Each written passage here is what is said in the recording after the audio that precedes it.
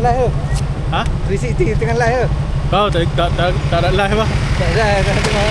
Kalau live salangan nak apa internet data. Rotek. Rotek.